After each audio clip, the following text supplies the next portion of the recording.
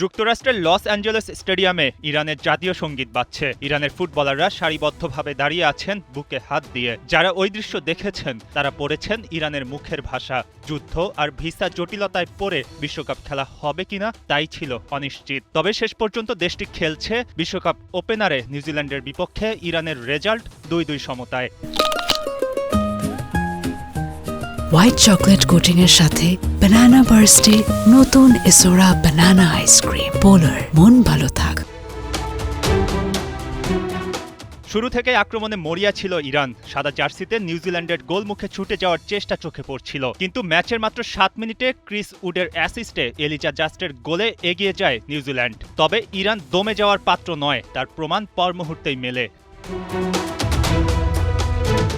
বারবার আক্রমণের চেষ্টায় নিউজিল্যান্ডকে ব্যস্ত করে তোলে ইরান। অবশেষে আসে কাঙ্ক্ষিত মুহূর্ত। ডি বক্সের মধ্যে তৈরি করা ধাঁধায় দিশেহারা হয়ে যায় কালো জার্সিধারীরা। এর ফাঁক থেকেই গোল বের করেন ফুলব্যাক রামিন রাজেন। গ্যালারিতে গর্জন বাড়ে। 1-1 গোলের সমতায় হাফ টাইমে যায় দুই দল। বিরতির পর যেন ইরান আরও আগ্রাসী, যে কোনো মূল্যে লিডে যেতে হবে। কিন্তু ইরানের কপালে না 54 মিনিটে গোলটা লেখা হয়েছিল জাস্টের কপালে। আবারও সেই এলিজা জাস্টের গোল আর ক্রিস উডের অ্যাসিস্ট। তবে খেলা তো তখনও বাকি।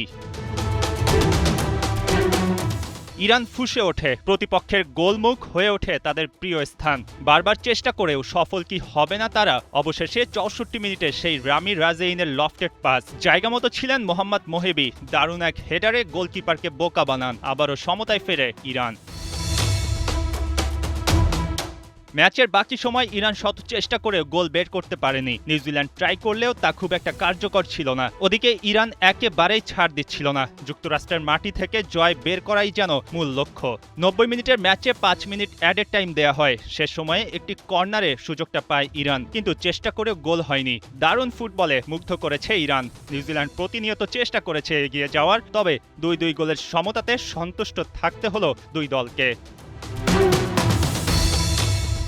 মঈন হাসান, 71।